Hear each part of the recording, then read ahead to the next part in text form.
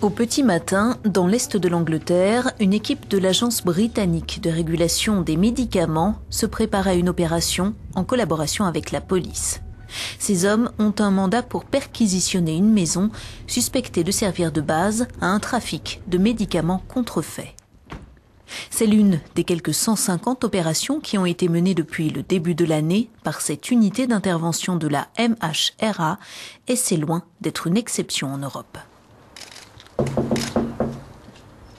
La Commission européenne a pris la mesure du phénomène et se dit très inquiète de l'afflux de médicaments contrefaits sur le continent. En 2008, 34 millions de faux comprimés ont été saisis en l'espace de 2 mois seulement au cours d'une opération conjointe des douanes européennes.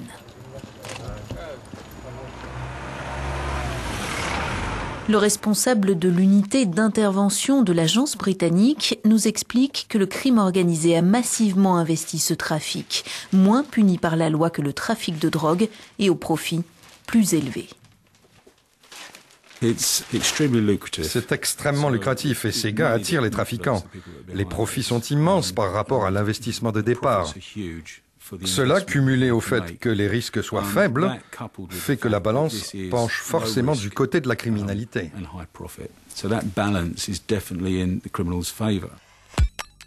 Dans cet entrepôt de la MHRA sont stockées les saisies, des millions de pilules contrefaites pour une valeur de plus de 10 millions d'euros.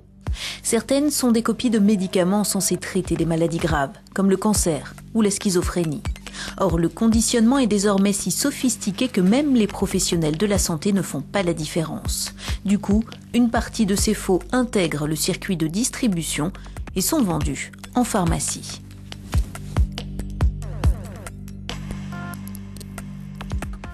Évidemment, c'est une source d'inquiétude et de préoccupation.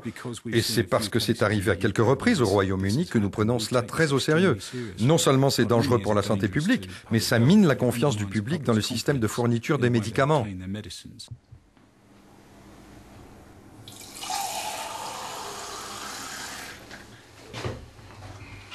Doreen Wilson a 79 ans. Elle prend un médicament très connu contre le cholestérol depuis qu'elle a été opérée du cœur il y a 14 ans.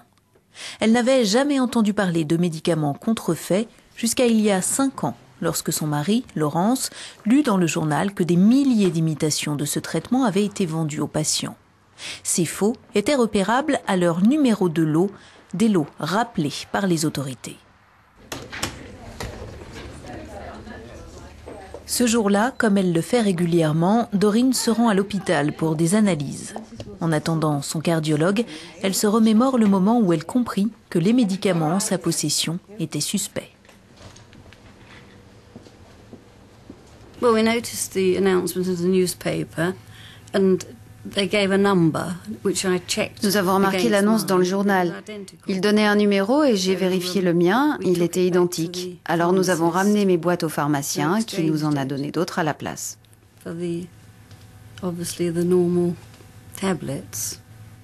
Comme les articles de presse de l'époque le précisent, ce numéro de lot était aussi celui de médicaments authentiques, ce qui signifie que Doreen n'a pas forcément pris des faux.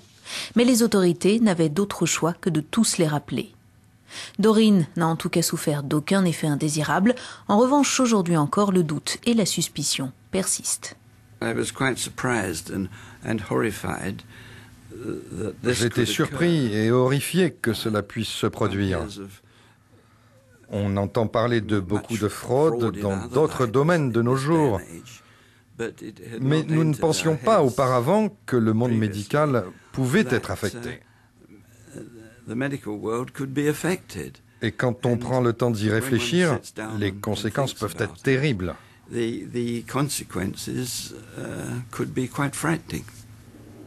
Son cardiologue, le docteur Graham Jackson, nous explique à quel point les faux peuvent être dangereux. Au mieux, ils contiennent moins de substances actives. Au pire, ils n'en contiennent pas du tout et renferment des substances toxiques. Dans les 2 cas, cela peut être fatal aux patients.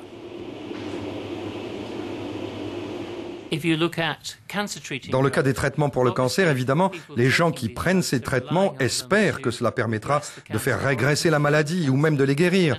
Et dans ce cas, prendre des faux qui n'ont absolument aucun effet et qui peuvent même empoisonner les patients, c'est une situation très grave.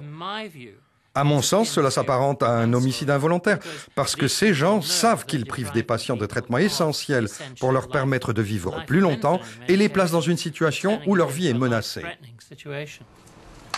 En Europe, la prise de conscience a eu lieu et les institutions publiques réfléchissent aux moyens de rendre plus difficile l'introduction des produits contrefaits dans le circuit pharmaceutique. Pour la direction européenne de la qualité du médicament et des soins de santé, la confiance doit à tout prix être préservée. Il est très important que les patients fassent confiance aux produits médicaux. Si ce n'est pas le cas et si le patient décide de ne pas prendre un médicament vital, les conséquences peuvent être désastreuses. Cette direction de la qualité du médicament est un organe du Conseil de l'Europe qui réunit 47 pays. Elle contribue à réguler et à contrôler le marché des médicaments sur le continent. Depuis 2005, elle travaille sur un projet de convention intitulé Medicrime. Son objectif, ériger en infraction pénale la fabrication, la fourniture et le trafic de médicaments contrefaits. Promouvoir aussi une coopération internationale plus étroite. Cette convention devrait être ouverte à la signature des États qui le souhaitent au début de l'année prochaine. Bien que l'on ait détecté seulement quelques cas de produits médicaux contrefaits dans la chaîne de fourniture légale, nous suspectons, et il y a des indications dans ce sens, une expansion de ce phénomène. Il est très difficile de vérifier si les produits médicaux sont contrefaits ou pas. Pour réussir, il est nécessaire que les laboratoires et les autorités travaillent ensemble. Si ce n'est pas le cas, les dommages potentiels seront énormes et cela causera beaucoup d'inquiétude au public.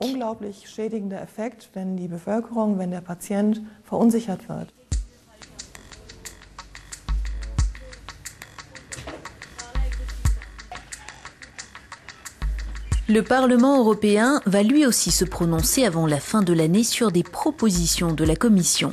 Elles doivent améliorer la réglementation sur les médicaments et leur conditionnement.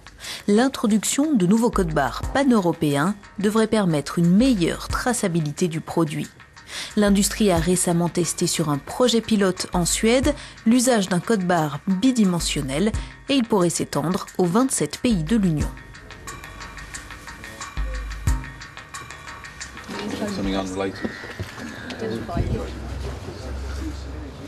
Cela ne mettra sans doute pas fin pour autant à la traque des faux médicaments, dont l'éradication pure et simple semble pour l'instant bien illusoire.